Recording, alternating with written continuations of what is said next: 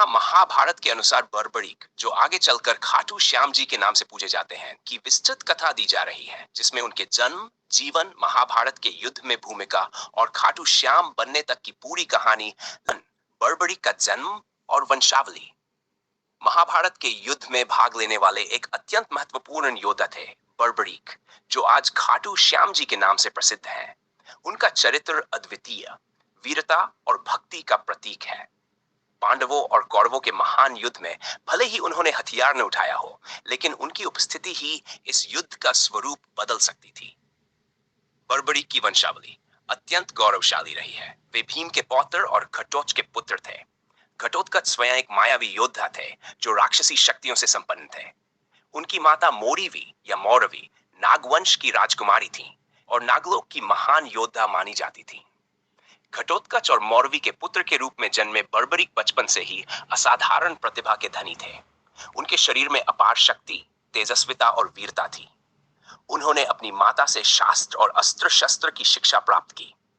बर्बरीक की एक विशेषता थी उनकी अत्यंत दया भावना और न्यायप्रियता। बर्बरीक और उनके 3 बाण। बर्बरीक का अस्त्र शस्त्रों में इतना गहन ज्ञान था कि उन्होंने केवल 3 बाणों से संपूर्ण युद्ध जीत लेने की प्रतिज्ञा ली थी। इसी कारण उन्हें 3 बाणधारी कहा जाता है। उन्होंने शिव जी की तपस्या कर उनसे 3 अमोघ बाण प्राप्त किए। ये 3 बाण इस प्रकार थे। 1, पहला बाण, जो ये तय करता था कि युद्ध में किसे मारना है और उस पर निशान लगा देता था। दूसरा बाण, जो उन सभी निशान लगे व्यक्तियों को मार सकता था। 3, तीसरा बाण, जो जिस पर निशान नहीं है उसे छोड़ देता और वापस लौट आता। इसके अतिरिक्त उन्होंने एक ऐसा धनुष प्राप्त किया था जो ब्रह्मास्त्र की क्षमता रखता था।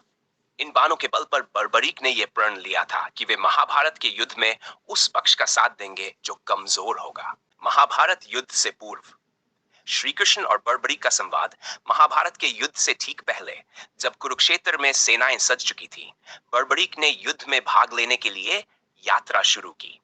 वे युद्ध भूमि के पास पहुंचे, तभी भगवान श्री कृष्ण ने उनका मार्ग रोक लिया।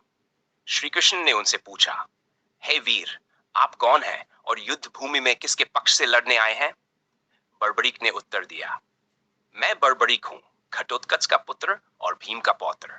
मैंने ये प्रतिज्ञा ली है कि मैं सदैव उस पक्ष का साथ दूंगा जो युद्ध में कमजोर होगा। श्री कृष्ण ने मुस्कुराते हुए पूछा, तुम्हारे पास कितने बाण हैं? बर्बरीक ने कहा, केवल 3। श्री कृष्ण को आश्चर्य हुआ। उन्होंने बर्बरीक की शक्ति को परखने की ठानी। उन्होंने पास के एक पीपल के पेड़ की ओर इशारा करके कहा, इन पत्तों को अपने बाणों से भेद कर दिखाओ। बर्बरीक ने आंखें बंद कर पहला बाण छोड़ा, जिसने हर पत्ते को निशान लगा दिया। यहां तक कि एक पत्ता जो श्री कृष्ण ने अपने पैर के नीचे छुपा रखा था, वह भी बाण की दृष्टि से बच न सका। श्री कृष्ण समझ गए कि यदि बर्बरीक युद्ध में गया तो वह हर बार कमजोर पक्ष का साथ देगा और उसका साथ मिलते ही वह पक्ष बलशाली हो जाएगा। इस तरह युद्ध कभी समाप्त ही नहीं होगा। श्री कृष्ण द्वारा बर्बरीक से किया गया बलिदान का अनुरोध, उनका शीशदान और खाटू श्याम बनने की कथा। जब श्री कृष्ण ने देखा कि बर्बरीक अपने 3 बाणों से युद्ध का पूरा परिदृश्य बदल सकते हैं, तो वे गहन चिंतन में डूब गए। उन्हें समझ में आ गया कि बर्बरीक की उपस्थिति से युद्ध का संतुलन बिगड़ सकता है, क्योंकि बर्बरीक बार बार कमजोर पक्ष का साथ देते रहेंगे, जिससे दोनों पक्ष क्रमशः विनाश की ओर बढ़ते रहेंगे और युद्ध अनंत काल तक चलता रहेगा। श्री कृष्ण ने बर्बरीक से कहा, हे महान योद्धा, तुम्हारी प्रतिज्ञा प्रशंसनीय है, लेकिन तुम्हारा युद्ध में भाग लेना स्वयं धर्म युद्ध की मर्यादा को भंग कर देगा।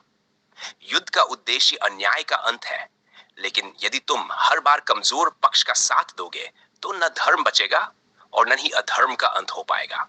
इसके बाद श्री कृष्ण ने बर्बरीक से एक महान बलिदान की मांग की। उन्होंने कहा, यदि तुम सच में सबसे बड़े योद्धा हो तो मैं तुमसे दुनिया का सबसे कठिन दान मांगता हूं, तुम्हारा शीश। बर्बरीक क्षण भर को स्तब्ध रह गए, लेकिन फिर उन्होंने मुस्कुराते हुए उत्तर दिया, हे माधव, यदि मेरे बलिदान से धर्म की रक्षा हो सकती है तो मेरा जीवन भी अर्पित है। आप मुझे मेरे पूर्व जन्म का उद्देश्य बता दें और ये वचन दें कि भविष्य में लोग मुझे याद करेंगे। श्री कृष्ण ने वचन दिया, हे बर्बरीक, तुमने जो बलिदान दिया है वह युद्ध से भी महान है। आज से तुम श्याम के नाम से पूजे जाओगे, मेरे ही एक रूप के रूप में। कलयुग में जब लोग सच्चे हृदय से तुम्हें पुकारेंगे तो तुम उनकी सहायता करोगे। बर्बरीक ने सहर्ष अपना शीश श्री कृष्ण को समर्पित कर दिया। श्री कृष्ण ने उनके कटे हुए शीश को एक ऊंचे टीले पर रख दिया, जहां से वह महाभारत का पूरा युद्ध देख सके। यही कारण है कि उन्हें श्री श्याम, युद्ध का साक्षी, कहा जाता है। युद्ध के समापन के बाद पांडवों में यह विवाद उत्पन्न हुआ कि विजय का श्रेय किसे जाता है, अर्जुन के गांडीव को, भीम की गदा को, या श्री कृष्ण की रणनीति को। तब श्री कृष्ण ने सभी को बर्बरीक के कटे हुए शीश के पास ले जाकर पूछा, हे बर्बरीक, आपने संपूर्ण युद्ध को देखा, बताइए इस विजय का श्रेय किसे जाता है। बर्बरीक का उत्तर था, हे प्रभु, मैंने देखा कि अर्जुन ने जितने भी बाण छोड़े वे तभी चल पाए जब आपने उन्हें संकेत दिए। भीम की गदा केवल तब चली जब आपने उसे मार्ग दिखाया। यह संपूर्ण विजय केवल आपकी लीला थी, अतः विजय का श्रेय केवल श्री कृष्ण को जाता है। यह सुनकर सभी पांडव नतमस्तक हो गए। यह प्रमाण था कि भगवान श्री कृष्ण ही धर्मयुद्ध के मूल स्तंभ थे। महाभारत युद्ध के हजारों वर्षों बाद कलयुग में एक दिन राजस्थान के सीकर जिले के खाटू गांव में एक किसान को अपने खेत में हल चलाते समय भूमि के नीचे कुछ कठोर वस्तु टकराई। खुदाई करने पर वहां से एक अलौकिक शीश सिट निकला, जिसे दिव्य प्रकाश निकल रहा था। उस रात राजा रूप सिंह चौहान को स्वप्न में श्री श्याम ने दर्शन देकर कहा, हे राजन, यह मेरा ही शीश है, बर्बरीक का शीश, जो महाभारत युद्ध का साक्षी रहा है। मुझे खाटू में स्थापित करो, मैं कलयुग में भक्तों की मनोकामनाएं पूर्ण करूंगा। राजा ने वैसा ही किया। खाटू में एक भव्य मंदिर का निर्माण हुआ और वहीं बर्बरीक के शीश को प्रतिष्ठित किया गया। तब से वे खाटू श्याम जी के नाम से पूजे जाते हैं। अगले भाग में खाटू श्याम जी की भक्ति, उनकी महिमा, चमत्कार और वर्तमान मंदिर का महत्व। क्या आप अगला भाग 7 भी चाहते हैं?